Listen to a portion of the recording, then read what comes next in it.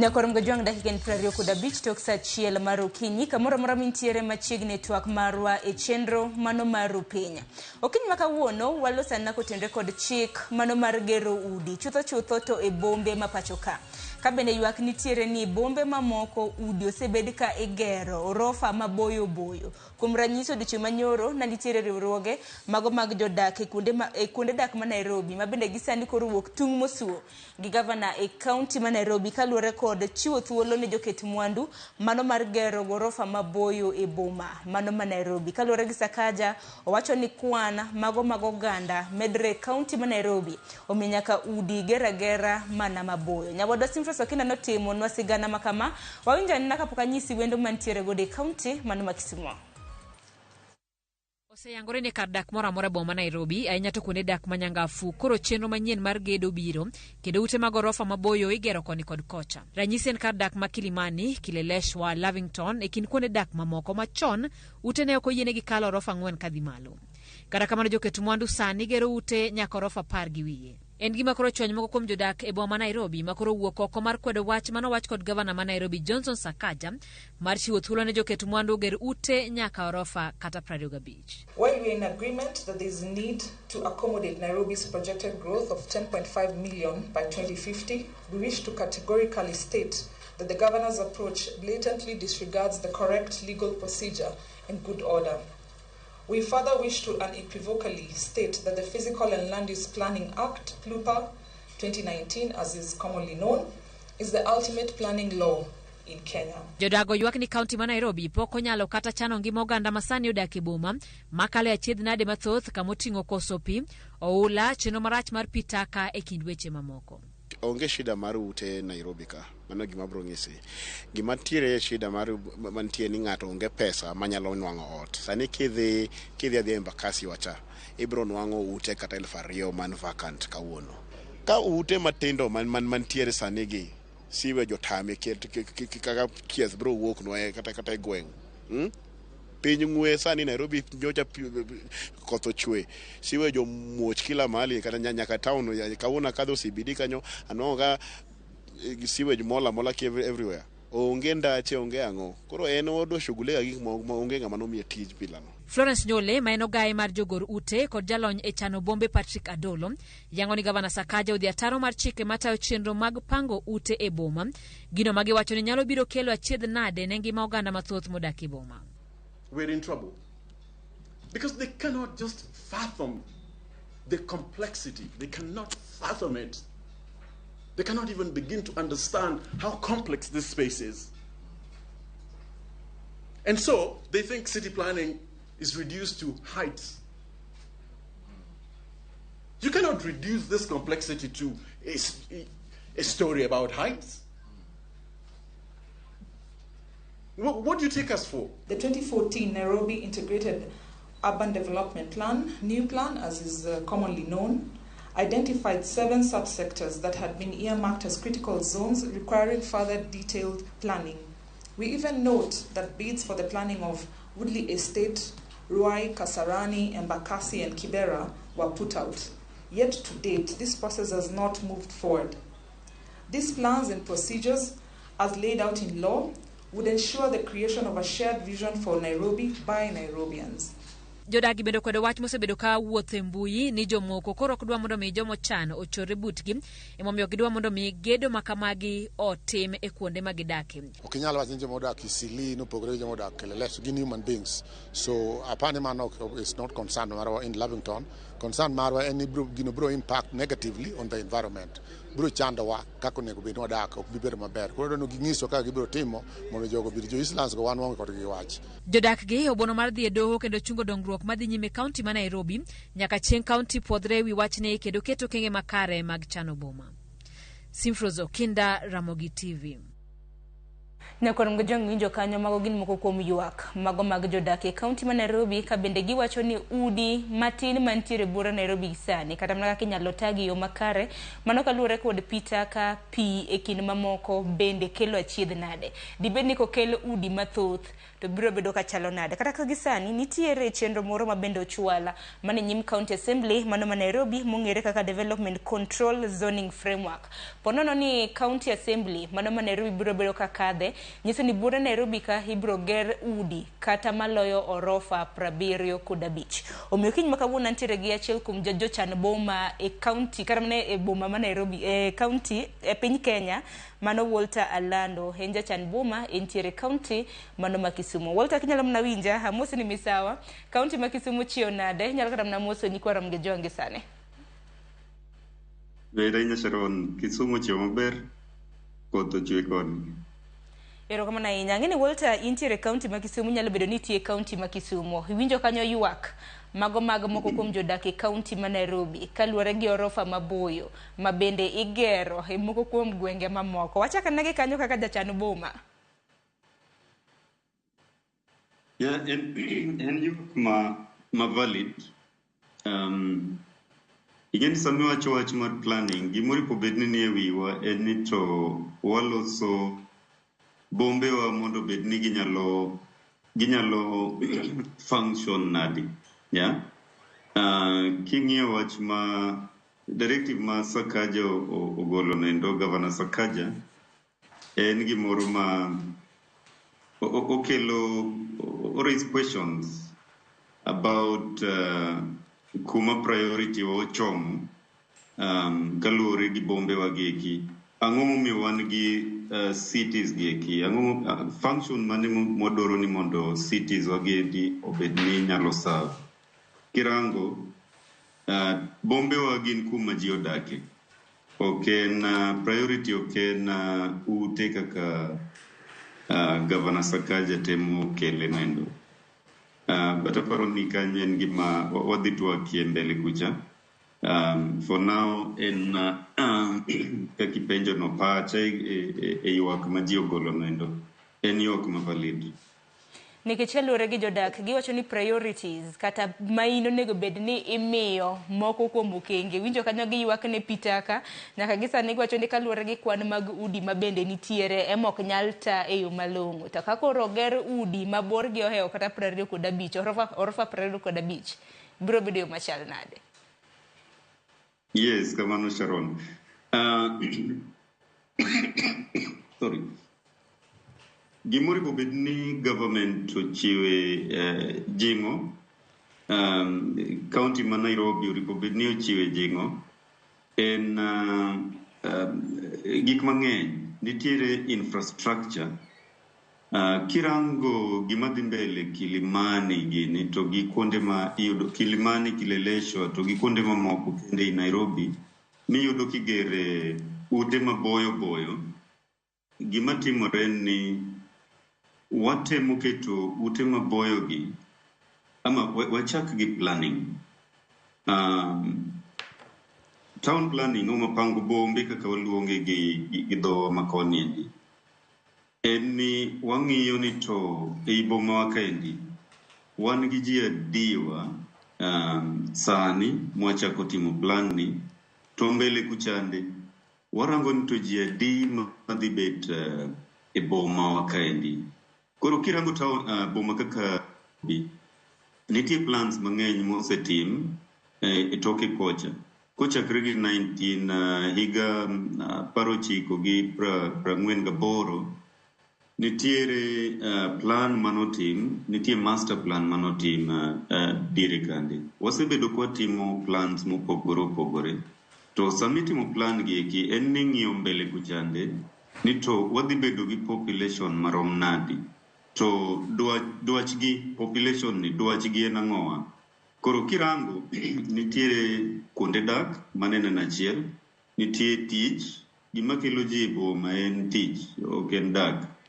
Koro nitie tich mano idwaro ni mondo wapangne to ei dak kachande ibo yudo ni ji dwano dhi school ji dwani mondo gi move gi wuothi gi gik mopogore opogore, giwuotho gi matatu, giwuotho gi mtoka ma private cars, giwuotho gi tielo, giwuotho gi ndigni, gik mopogore opogore.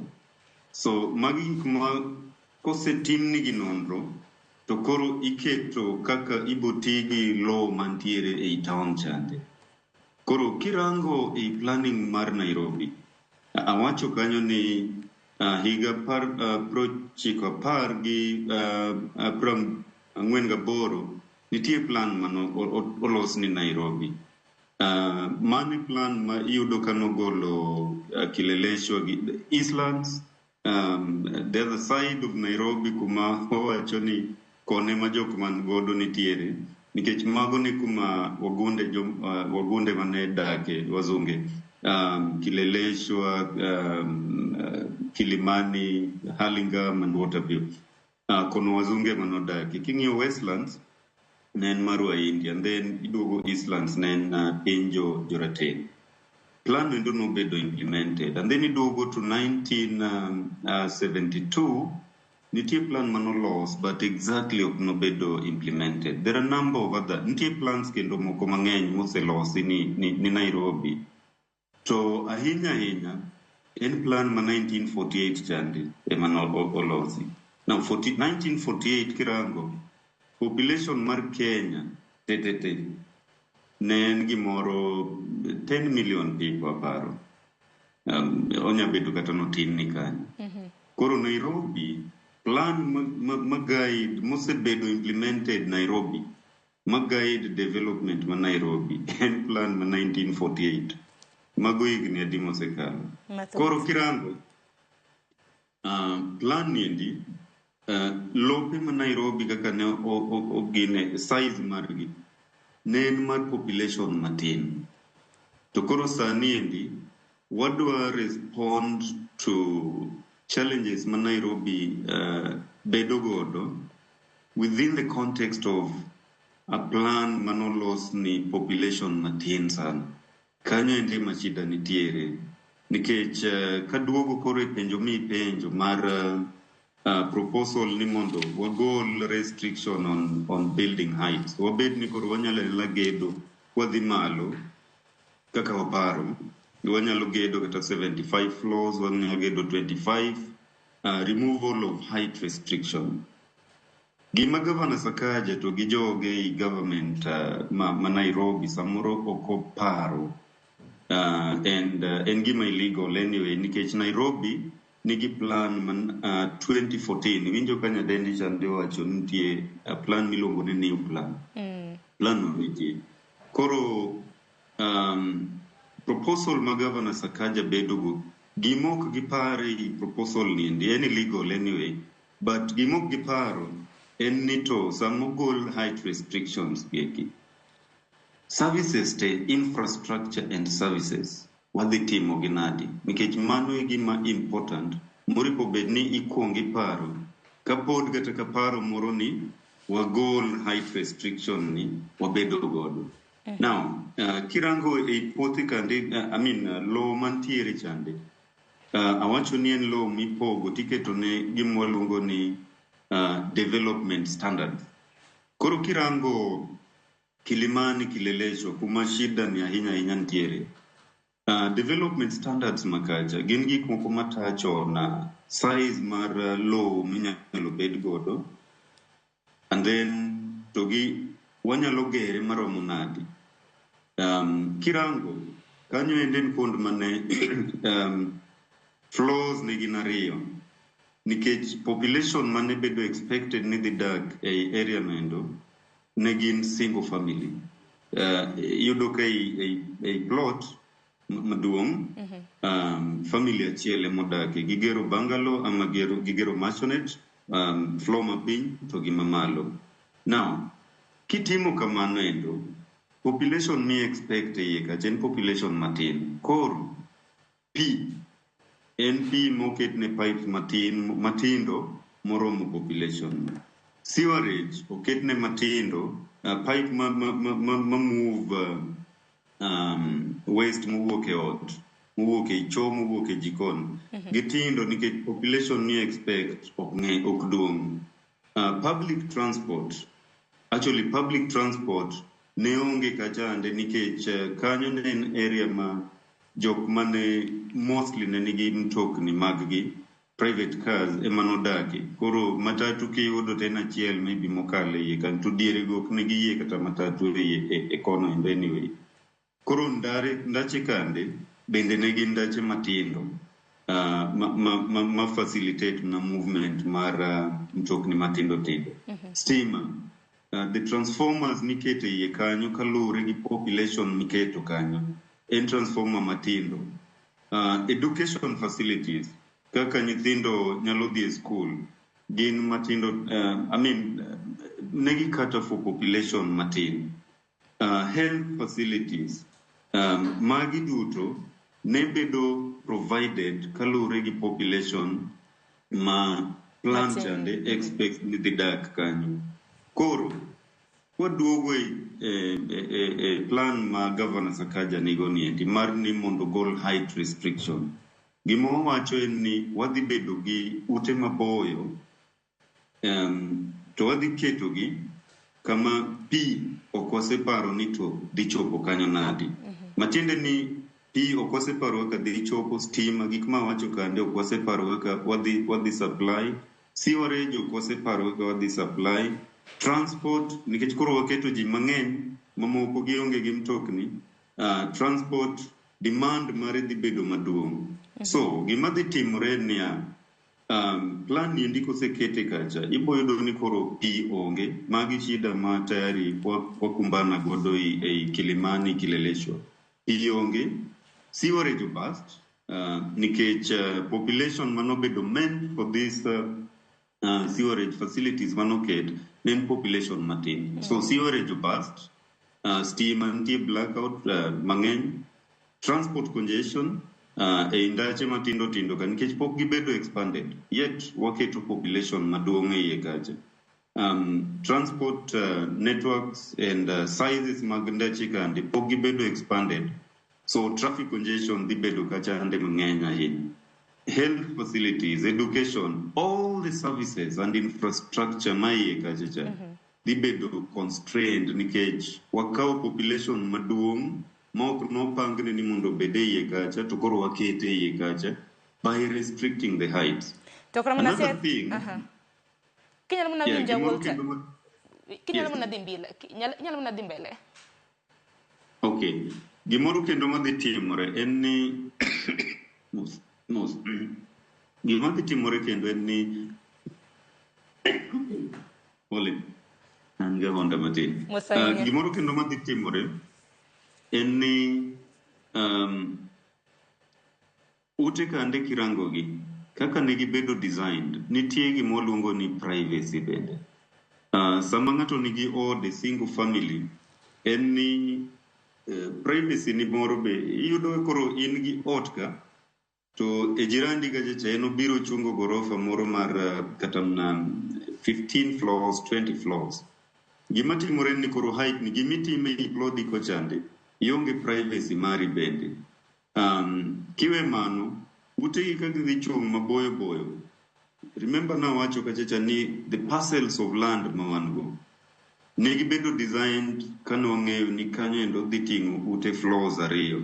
Koro kika ute 20 iketo, ute modhi up to 20 floors, 25 or even 75 kaka koro Governor Sakaja paro ni onyalo bedo.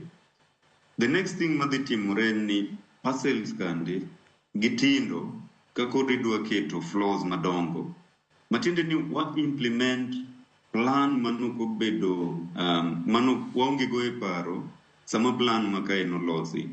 Koro iyudo kata mna gimoro ma basic kaka chieng' koro onge. In gi gorofa kama dongo dongo to chieng' ok nyal chope iye kacha. Matiende ni koro kata mna nitie other challenges madhi wuok e mbele kuchande. Ibedo gi nyithindo ma ok obedo exposed to sunlight to gichako develop problems mag bones nikech gionge gi exposure to that sunlight. En plan ma okober odhi kelo tabu mang'eny mbele kuchande kapo ni gir bilani nyalo timre, and en gima timore nikech iyudo ka nitie a lot of Chinese investors in these areas, and mostly investors from out of the country, mang'eny sana, and gi invest kae to watemo timo gima okay within the plan kakori pobed ni entiere. To koro Walter ka in kaka jachan bome miwacho kamano, gavana otim nang'o nikech kaluwore gi gavana Sakaja owacho ni Nairobi nitiere kod square kilometer mano 696 kendo wacho ni bura Nairobi ka bende welo pod medore, manyiso ni higa mar 2050 population kwan mag ji mabende biro bedo chuny boma ma Nairobi biro bedo 10.5. Gavana koro wacho ni the only way en mana gero gorofa maboyo mano mar mondo mi population obed accommodated. Un kaka jochan boma uneno nang'o nikech wacho ni ok onyal yare, ok onyal bedo expanded, to koro obed expanded kadhi malo. I think gimodwaro in this country, you know, what you pesa mang'eny sana mondo train professionals in this country, and profession ka profession oripobedni strict to line mare, and leaders oripobedni giwinjo professionals. Kenya onge gi shortage mar professional planners manyalo guide Governor Sakaja to gi other governors and government officials kako oripobedni gi manage bombewa. Governor Sakaja can planner, and nitire plan. Nitire the new plan. Nyadendi chande wache Florence Nyole, the president mar Architectural Association of Kenya. No wache. Ma plan mantiere manolos through a very participatory process. Remember, my plan molos bang constitution mawan godo sani, the Kenya Constitution 2010. Mawacho ni any public policy process or ripobedni itimo in a very participatory way. Jopiny bedo consulted, gichiwo input maggi, bang mano kore kiloso these public policies. The Nairobi Integrated Urban Development Master Plan nitiere kendo enigi provisions on how to deal with the different challenges ma Nairobi nigodo. So gima Governor Sakaja in this case oripobedni timo en to consult with the professionals. Plan ni kanyo endo. Question mabiro e pach ng'ato en ni to nang'o idwa chako I loss plan moro kendo to moro to nitiere already mapok obedo kata implemented. Koro mani gima Governor Sakaja oripobedni timo, okaw plan chande o implement. Population ma Nairobi ok bi weyo dongo kata mna in 20, beyond that 10.5 million ma Governor Sakaja wacho nendo. Population ni ok bi weyo dongo, obo medo dongo, to nitie technical professionals moredi obedo piny, otiyo gi pes sirikal, boloso a plan nendo emoripobedni wa implement. Wawe implement gik moko nono, mwabedo ge pachwa, mabedo quick fix solutions to long-term problems. Mano en gima dhi terowa kamoro ma mopogore gi kuma wadwaro dhiye. To en gima rach nikech tok mano wadhi wacho ni planners ok perform, yet the planners have produced a plan, and koro shida mabedo en governance issue. How do we implement this plan that is already prepared? Mane kuma paro ripobedni nitiere kendo kaduoko penjo ni Governor Sakaja oripobed piny okaw plan chande, okaw technical experts mondo oguide in implementing that plan. Erokamano ahinya. Nikech kinde ma kamagi duto te timore bende niwinjo ka moko kuom jodak wacho ni kata mana kuonde dak kaka pipeline nitiere udi ma bende pod ni nono, nikech udi ma kamagi kigero bende nengo gi pod ni malo. Kuom ranyisi kata mana pipeline niwinjo kanyo ka achiel kuom jodak wacho ni nitiere udi ma bende pod ni nono kata bed ni gero ne gine oganda. Mano timore. Ingeni shida mawango as a country any seche moko nitie mwabayo kocha to waneno gik moko mabeyo to koro wadwaro ni wabende mondo wakopgi. En kanyo kelo tabu nikech kirango wach mar housing really challenge ma bombe wa mang'eny ni godo ok en ot per se, any a lack of economic opportunities. Ot kineno marach is not a reflection of ot marach no, that mano ke tabu mantiere en ni ng'amoda ke ot marach chande onge gi economic opportunities. You see some also plans mag these towns paro mo wan go en ni to kuom achiel gik modwani watim en ni wa identify economic development opportunities ma bombe gi kini godo to watemo waloso kaka wanyalo facilitate that economic development.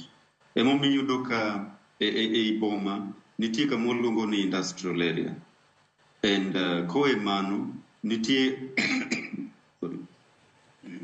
other economic development opportunities mabedo identified for these towns, alafu waloso plan mondo mano endo bed ni nyalo timore.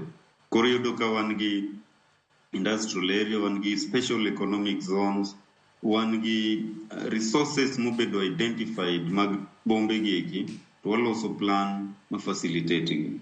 Koro kineno ot marach, mano ken reflection. It's not a manifestation of ot marach no endo. In a manifestation of a lack of economic opportunities. Gimori po bedno address in economic opportunities. Okay, ng'ato ka economic status mare, ka yuto mare oselosore maber, obodhi ot maber. Onge ng'ama dwa dak kama rach, yuto ni kolosore tisudo.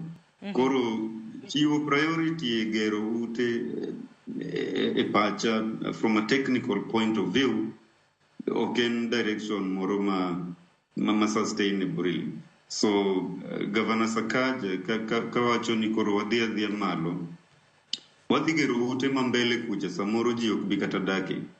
Nitie kuonde moko oko kocha miyudo ka iyudo ute mabeyo sana to onge ng'ama odak e iye nikech gin ute ma ok address the challenges ma ji ni godo. Onge ng'ama dwa dak 20-75 floors. Nitie gik mang'eny sana ma pok waparo. Look, Nairobi, the other day nitie shida Embakasi. Kuma nitie that gas plant, the illegal one. Mayo ken kataka moro man gi floors mang'eny. Yet, the county government could not deal with the fire disaster that was there. Koro nyisaren to koro segero ute mochopo ata floors prabirio kata beach. Matin ni od ni mondi chope floor mar 25 idwaro lift. To in gi disaster, nitie fire outbreak. To gin ute mo ochung' ka gihag one another e Kilimani and Kileleshwa. Tell me, the kind of disaster ma Nairobi nyalo bedo godo. Ka fire outbreak nyalo wuok just one building e iye kaendi. Magi paro ma pod ok wabedo godo. Kendo en gimoro ma ayude ka en very unfortunate ni politician nyalo take over the work mar planning, nikech then we are just leading the country in a totally different direction that is not sustainable at all. To parni kopogore gi mano Walter, bende nitiere chiedh nade mar pi, nikech nitiere moko kuom ute mamoko ma bende boyo kamano to kata mana pi ok chopi. Kuom ranyisi king'i kata mana gwenge kaka Kilimani, Kileleshwa, giyuak ni nikech ot ka ot dwaro gero kata mana dwa kunyo kisima, to kisima kikunyo tikunye bulo. Koro chal ka gima ot machielo mayo pi ot machielo. Mano bende achiel kuom chiedh nade ma bende osebedo ka neno. Magi gik makoro planning temo kiwa. Kaka nawacho ni samotimo planning, wang'iyo nito mbele kucho. Planning ok en gimitimo for today, en gimitimo for the future. Koro wang'iyo ni to kar kae wadwa population size marom nadi mwadwa keto kae ama mabobiro dak kar kae. to koro wang'iyo ni infrastructure to gi service gidwaro marom nadi. Bang' mano wang'iyo to gini dhi wuok kure to wa propose mondo obedi. Koro kirango Nairobi, magi gik manotim 1948, 1972, and Nairobi nong'iyo ni pi mitiyogo kanyo onge Nairobi, odhi wuok ginene Murang'a kuchande kuma dam chande nitie wil gi nyinge. Yeah. So dam wendo ne nyalo supply pi moromo serve the population ma Nairobi at that time. Koro what gimori ko benwa timo en ni sama wadongo kaka boma, plan ok en gima kose los dichiel to koro wachne orumo. En gima iloso bang' higni moko to bedo outdated, obedo revised kendo nikech population chande medo dongo. Koro koko bedo revised tiyudo koro wayudore e achiedh nade bila miwacho niendi ni koro wan gi kuonde dak maonge gi pi kaka koro Kilimani miwacho niendi. Nikech population mwaseketo kacha oingo population mobedo planned for that area. So that plan should be revised. So could be revised by just revising the building heights. Mano is not a solution really. It's not a solution. Governor Sakajo or listen to professionals in my thoughts. Yes. Ngech oken much pi kende mi boyudo ni bedo tabu garkacha. NP manachiel burst sewers iboyudo gi ka ging'eny sana. Power outages iboyudo gi ka ging'eny. Nikech wakao population moko bedo planned for that area to koro wakete iye kacha just by increasing the building heights. Yeah. Wach machielo mabende sibedo ka neno chieng' Jumapila mano mar juma mokalo nwaneno koth mapek manocho bura Nairobi ka nwaneno kata mna flooding iwacho ni oula mapek nyaka iwang' apaya debed ni mago bende mak lead kata mna tu iwacho ni poor planning ka ute oger kata mna kuonde mapita ka pi mamol mag oula nyalo kale bende beda achiedh nade akeni manena achiel kuom okenge mabende samoro town planners jochan boma ong'eyo. Yes, Sharon. Mana dear, enani gimoro ma I think ingeni higni mang'eny toke kocha wach mar planning ni ok nong'eyore. To koro iyudo ka ji medo ng'eyo wach planning to ahinya iyudo ka e pach ji giparo ni poor planning ochopo wa kaendi kama wantie. Plans nitiere mabeyo sana. Karna wacho na mention the master plan ma Nairobi ma 1948 machacha no loss diere mane pod Kenya nen colony en nobedo implemented. Wachako loso moro 1972 mano ukno bedo implemented or expire I think around the year 2000 kachande okno bedo implemented. Wachako loso moro around 2000 kanyo moko bedo implemented. Koro wan gi moro kendo 2014 the new plan, Nairobi Integrated Urban Development Master Plan. The technical people, the planner, Oseloso plan. Koro what we need in implementation, loso chopo singo mar plan chande. And kanyo in a governance issue. Okay, poor planning. In governance issue, ema wangu kanyo kende muli pobedni kaka wananchi watilia mkazo nikech koro the political class wasemiyo gi tool mar managing and guiding development in Nairobi in this case. Tok giti kode. So, okay, poor planning, but rather poor implementation or a lack of implementation of the plans that are there. And kata kiwe kanyo bende, pod koro kendo kidoke I serikal kocha, samoro yudo ka mibadhi bende ni iye kuro, nikech plan nitiere, to okwadwa ni mondo wa implement plan ni kakuri no bedo implemented. Plan nitie mar Nairobi, including Kileleshwa to Kilimani. Areas gino bedo rezoned, but pod gin gi development standards ma wacho kande. To koro development standards gi iyudo ga samoro sama plano bedo nitie the long term plan machiwo these development standards ma wacho, and then nitie development control plans. Koro plan ma long term chande koselose eno wacho ni area mopogore opogore i boma wadhi gedo kwaluo standards makamae. Plot, parcel of land, the minimum dhi bedo this size, in different areas.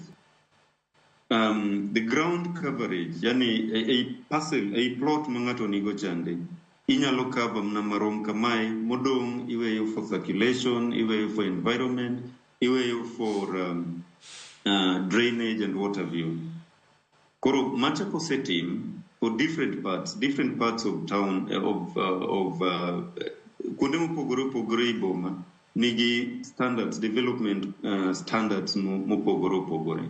Standards gi cover gik moko kaka coverage, the parcel sizes, nitie gi miluongo ni setback. Setback en ni samigero od chande from fence or giko mar plot chande inyalo chopo machiegni marom nadi gi giko mar fence ni chande e toke, mbele to gi bathe ni.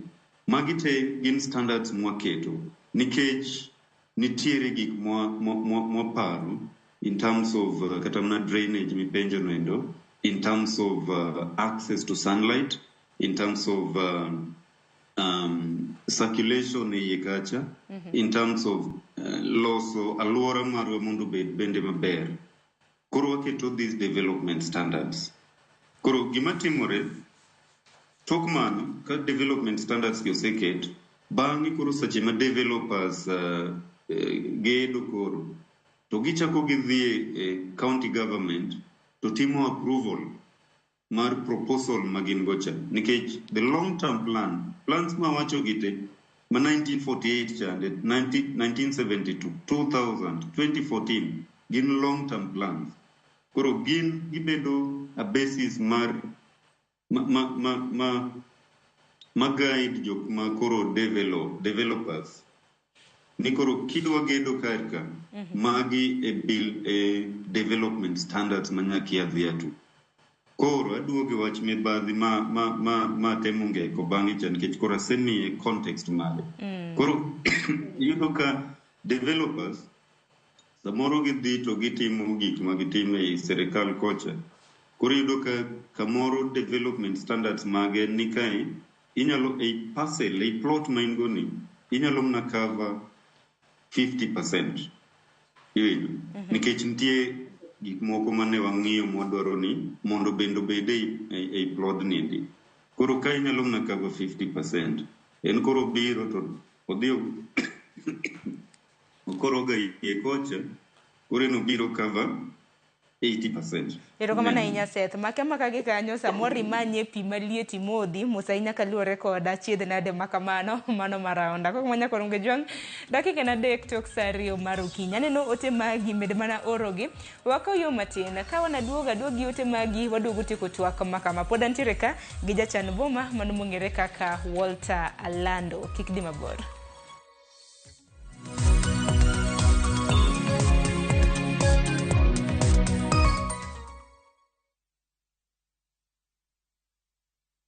No money? No problem. Travel now, lipa later. Na View Travel. Masai Mara or Amboseli, 3 days from 14,500. Savo, 3 days from 22,000. Mombasa or Diani, 3 days from 16,500. Malindi or Watamu from 25,500. Dubai, 5 days from $650. India, 6 days from $840. Thailand, 5 days from $1,190. Santorini or Mauritius, 5 days from $1,160. Maldives, 5 days from $1,799. Bali, 5 days from $2,000.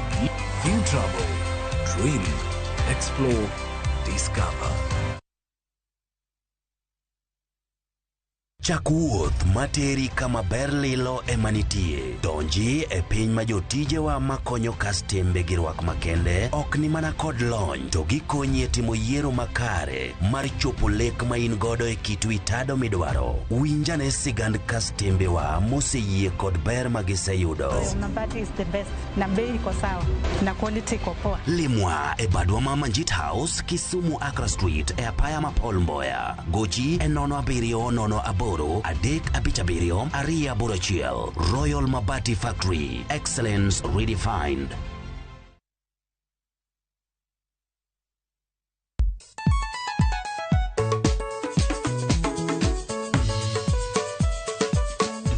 Teacher Beach, kocha kore sangwen. Wakelo ningoma mobedo pay design makare. Ramogi TV biro kanyakla kachiel kod Ramogi Radio kama bende stima riwore kod P. Yawanya wauntie kikubed mabor nyaka Ramogi nkech kai e kuma yudo gik mamit kabisa e Ramogi Night Disco. Okange gimoro dawinjo. Romani ninja the entertainer maintain your position. Idi udakanyo kika fire gudi. Local instrumental. Wawachoni kete manaka. Teacher Beach ka Teacher Beach sangwen otieno.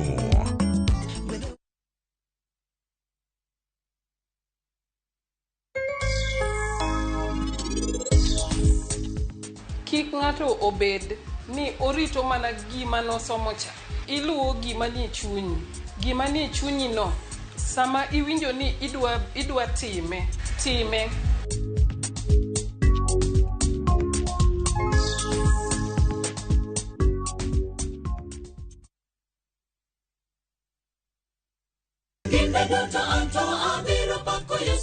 Ging'wono mar Nyasaye manyisore e ngimawa kinde ka kinde. Ber ka waduoko ne erokamano kod pak. Ma watimo sabato ka sabato chakre saa 2 mar okinyi. Kod injili mapuonjo, gwedho kendo loko ngima. Koa kuom jotich Nyasaye mowal makelo weche mag geno. Nyasaye wuoyo kodi kendo wuoyo koda ni kik iluor gimoro nikech an kodi. E injili ngima, ngeso ka ngeso, chakre saa 2 okinyi e Ramogi TV.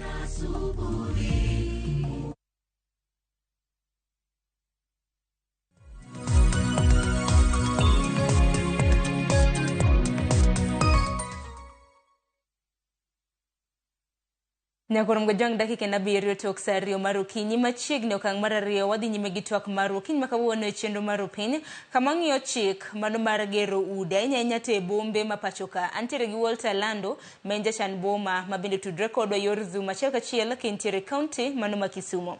Kapok wadhi nyime gi twak marwa ka bende wadong' gi matin e dakika 20 makama asema ne moko kuom ote ma bende sebedo kisumonwa kaluwore gi thor wach ma bende wantiere godo. Ote iore lai magwa magote machoka rede ka uchiel nono kata mbui magwa magoganda.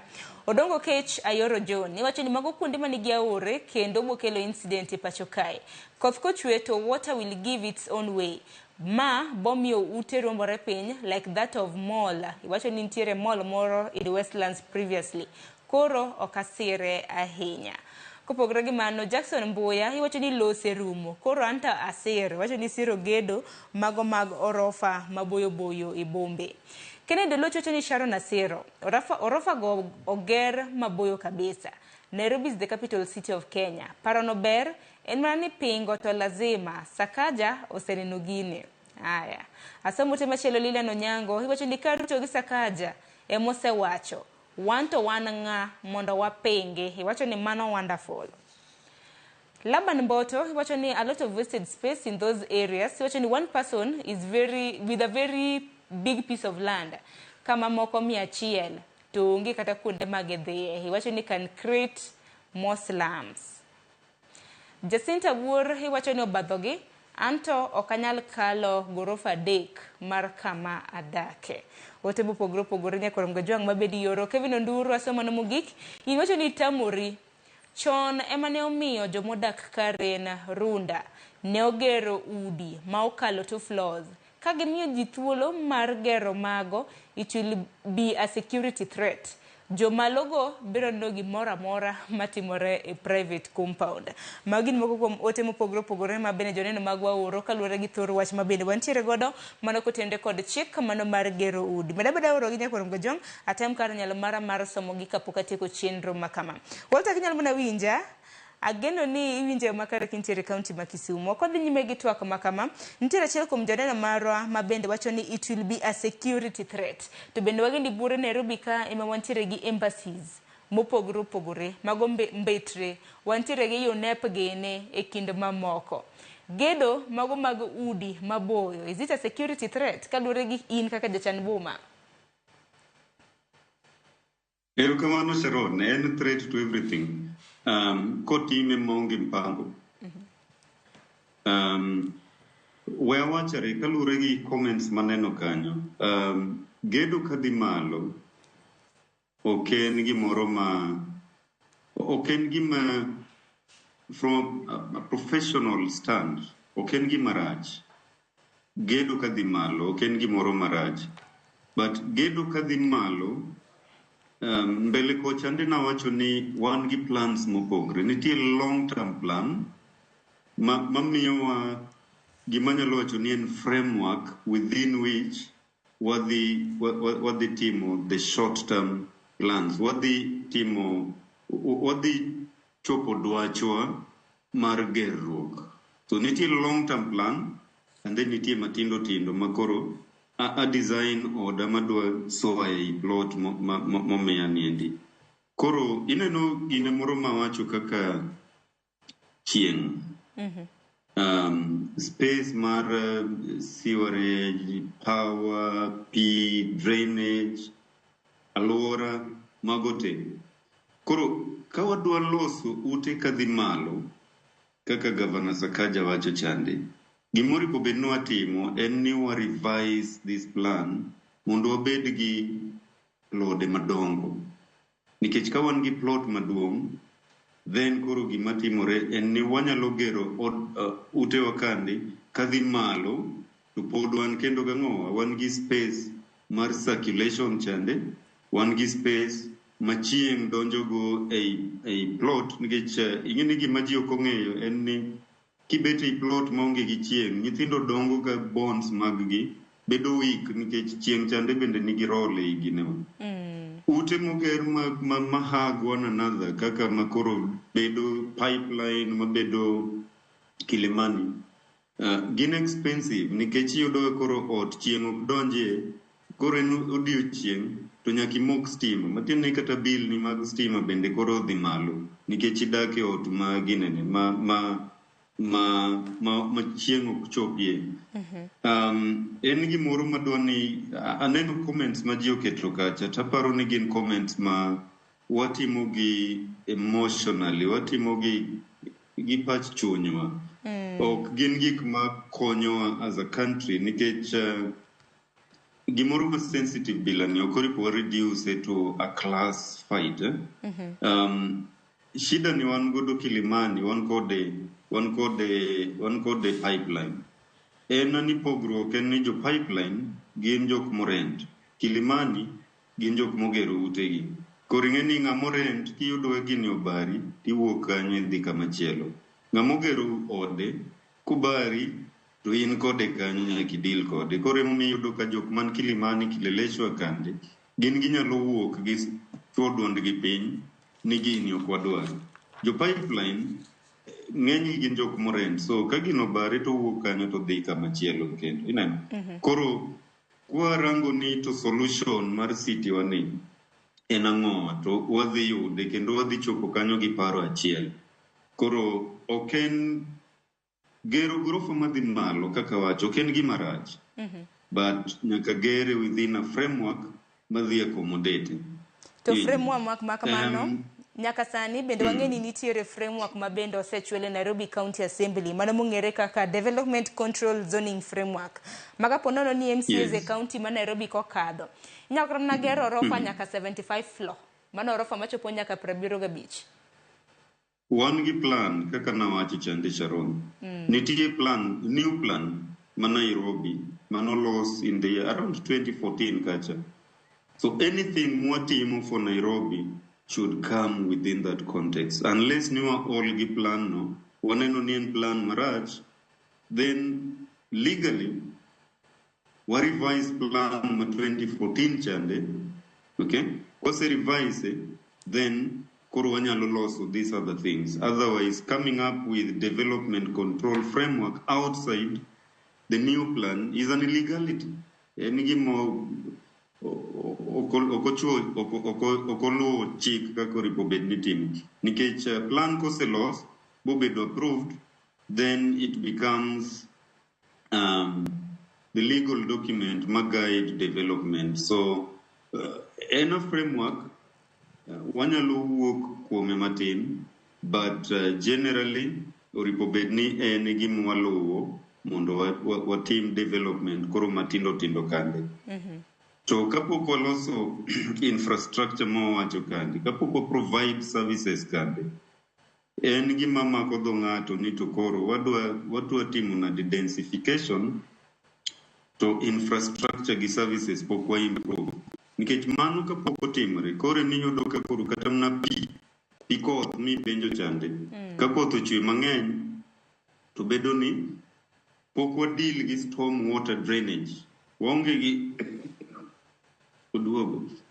gi a framework for ensuring ni bombe wagendi drainage, storm water drainage oluwo yo mare bochopo kumodhi. Nikech pi mana kaka ng'ato wacho kachacha, pi ok en gima idhi dino ne.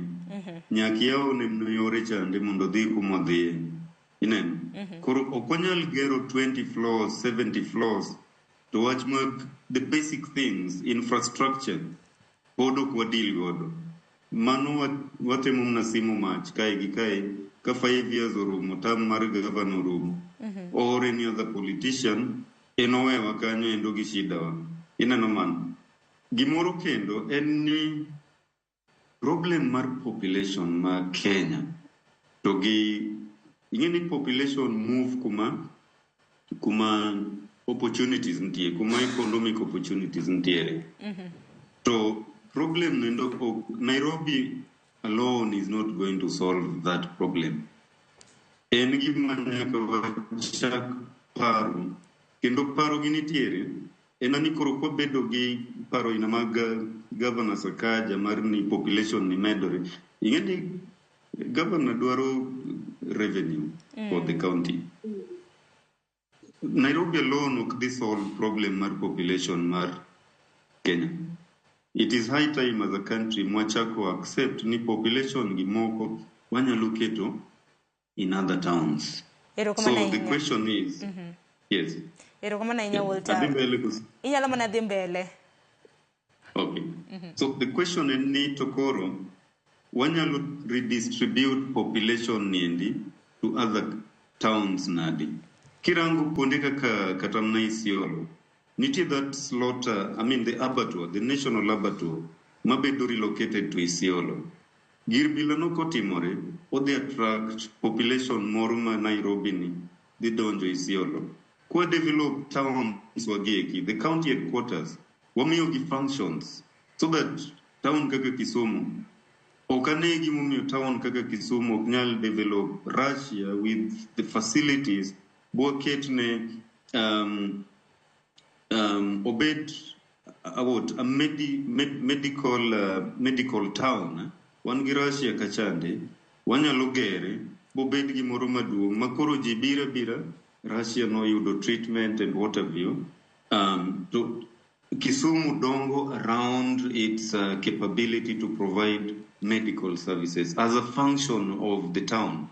Manukwa timu, odi yuayo other developments around it, to korokose yuayo developments go, tiudoka population moko bo wuka Nairobi, to biro Kisumu, ama population mado wuok Nairobi, Kisumu kadhi Nairobi, Kisumu gi environment, ne kore yudoka girem Kisumu kai, nikech opportunities ntie, Isiolo cha nitie, Mombasa waloso, Kakamega walos and all these things.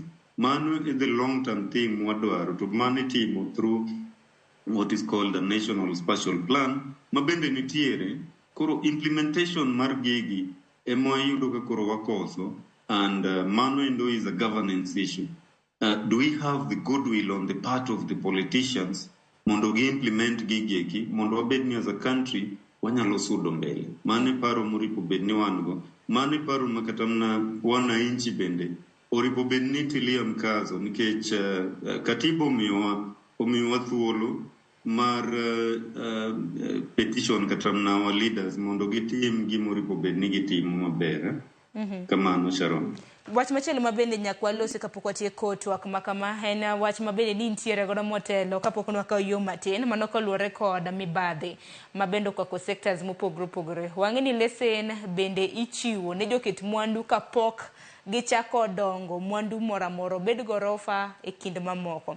Nyaka sani wang'e ni nitiere joket mwandu mosebedo ka loso kata gero gorofa makamage manyaka sani king'iyogi moko kuom go kuok ramne pacho kaendi to imiyogi lesen mano mar dhi nyime gi gero udi makama. Dibed ni wach mibadhi bende e wach ma osebedo ka kelo kata thiro dongruok e pacho kae? Kamano Sharon, mana diere. No approval of now this development, building approvals in this case, en gimoripo bedni en automated. Wanyalo tiyo gi technology mondo watim gimoripo bedni itimo, yeah? Kwa bedo gi technology, wa automate this approval process, ibo yudo ni kata mna tem moro ni goya kaw giniendi, atim the wrong thing, bedo ni koro onge. Nikech plan bedo submitted, ngamu submite, okrom gi dhano in the approval process. Nikech kanyo ende makelo tabu, nikech yudo koro the human interface. Dhano karomo gi dhano wadgi e gima sensitive bilani, tiyudo koro temptation mar mibadhi cha bede, nikech koro wea bend nigi niendi mondo imiya marom kamaendi bas wadhi mbele mano bede. So it's part of the governance issue mana wacho chande. When we don't have accountable institutions more adhere to the law, then gik bila gikoro bede to gin gik ma tero in wrong direction kwa ng'iyo wach mar pango bombe kande to gi chopo dwach plans moselos kande. Ero kamana inya so moko kuom ote kasto gi wach ni mogik Walter Lando kwatieko twak makama. Aneno kanyo ka jal moro wacho ni ogera morom kod KICC. Mano Jacqueline Awuor wacho ni giger marom gi KICC cha. Kopogre gi mano, Rapulo chando chonye Joklelesha gi Lavington go ger sidang berni ana lowa kare no Roma. Emelda Kinyi wacho ni entie Kisumo gorofa ma Nairobi ok konye. Magi weche babe nono wacho mano bola wach. Vitalis Ocheng wuod game karariw wacho ni mor gi chenro kendo neno ka gweng'u oruyo makare. Iwacho ni wan kata watamore to sirikand no osewacho dwa timi ang'o ka doho machungo toge muomo. Mag gin paro mopogore ma bende joneno magwa medo chiwo. Kar kamano Walter adaro mar mondo mi watiek twak makama. Kwatieko twak makama, akia en paro mane ma bende dichiwo kaka jachan boma. Samoro ne governor e county ma Nairobi Johnson Sakaja. Nikichwalo se Nairobi, nikech Nairobi e capital city, ene boma maduong' mano mapacho kato. Kwaneno medruok mago mag udi makamago. Jomoko bende wacho ni population bende medre. Population ka medre karamna kwan oganda ka medre bure Nairobi. Gibro dak kanya mane penjo maduong' ma bende osebedi kipenjo to rofa makama bende kigero nengo gi bende ni malo. Awinjo mana pachi kotenre gi mano. Yes, Sharon, alchaki gi nengo gi niendi. Yeah, population dongo mana dier, and gimo wacho en ni from a professional point of view, okwan against gorofa maboyo. Gimo wacho en ni gorofa mabor ogere within a context of a long-term plan, so that gine ma wacho mbele kandi infrastructure and services obed ni nitiere, koro kwatimo koro wagedo to wagero gima bodonjore makare. Shida mantiere en ni the parcels of land mwagere gorofa maboyo gi ok gin meant for gorofa maboyo, en meant for floors mana matin. Kata kwa medo gi ginyalo accommodate. Awinjo a class wo ka dhi mbele comments ni anaja lower kune koro makocha choko maka. Mano is not the thing. Nikech omako in the sense ni nitie relatives modak kono. Congestion, traffic congestion, kani kanyo ibo yudo komaki bende o affect you somewhere else. Ama samoro ng'amondi kitich kumidhi tiyecha wuok kanyo. So kolalo giketi bende ilalo tich kor koche. So kwang'iye kamano endo to obo yudo ni omako wawate. Koro oripo bedno wang'iye wate kamoro achiel. So gimatimore Sharon en ni the parcel sizes kane wanyalo keto gi madongo. Wanyis developers kande ni koro kidwa develop to nyakirang kaka inyalo yudo bigger parcel. So negotiate gi neighbor ni kor kochande umi a bigger parcel. Gima oripo bedno watimo en ni that long term plan kwadwa revise the development standards makae to wawacho ni koro the minimum parcel size ma Kilimani wadwa mondo wayari obed kata twice the current one. Koro kosebedo twice the current one, koro inyalo gero ot madhi malo cha. Sharon, ute gorofa 70 kiketo kamoro, to magi chances ni gin jok man gi mtokni. Ing'eni traffic congestion chakre i lodno endo mokwongo. Kata kapok ikete ndara oko ka in. E iye kanyo wuon, in gi traffic congestion. Koro gima dhi timore, en ni wanyalo end up ni wagero ute gi gintiere, to jok modak e igi onge nikech gin ute mar not functional. Nitie gik mok e ot, nitie gik midware, ot ok en ot kamano endo. Nitie ot to nitie idwaro parking, idwaro pi, idwaro sewerage disposal, gima pod ok owuoye kata en to waste madhi bedo generated, solid waste madhi bedo generated from here. Wadwa tere kanye? All these things, magi gik ma pod onge ng'ama wuoye, pod waneno mna ot kaka structure chande, but ok wane ni ot ni en ot to gi services mosabwa godo. Koro magi te gik ma kwang'iyo together to wadhi chopo kamoro ma en better than kama wantie sani.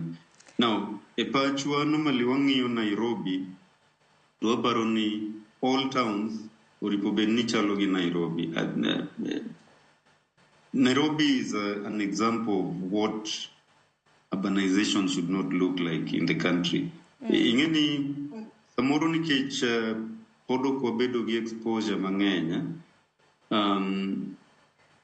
Samoro wang'iyo Nairobi to gi congestion ma en godo to gi gorofa to gi expressway and we get excited. Waneno ni mano development. Development at the end of the day should facilitate us as individuals to live better quality life. Mano is what a town should do. A town en mar people. Boma en kuma ji odake. So, dak mar ji cha emoripo bedni, okay, to bedo maler, okay, to bedo mayot. Mane a function mar boma. Koro, gima dhi kelo traffic congestion, gima dhi kelo tuoche, gima dhi bedo ni kakoth ochwe one night, to koro all over town, nitie flooding, you can't move. Mano is not a town moripo bed ni ng'ato gombo dake, nikech ok en town ma functional. Koro, ei comments mwawinjo kande, gima daher jiwo wananchi en ni katiba omiyowa room maduong' sana mondo watim gigi. To mane room mineno koro jo Kilimani kande tiyo godo. Koro jok modak Lower Karen, jok modak Pipeline, gibende gijitokeza mondo walos Nairobi maber. Nikech the fact ni jo kande go koko does not mean, jo Kilimani kande go koko does not mean ni koro gin advantage. Gisoma katiba to gineno rum ma katiba omiyo japiny ema gitiyo godo. Jaluo Karen chande bendo tie gi rumno mondo bendo demand better kumodake chande. Iwinjo mano? Awinje makare. And then wadhi chopo kuma wadwaro chande. Erokamano ahinya Walter loso makare achiel kachiel kintiere kaunti ma Kisumu kendo awagoni erokamano ahinya kuom yudo thuolo mano mar twak kodwa e yor lony manyasani. Bende mos ahinya kuom ahonda imanye pi maliet ibud godo duonde.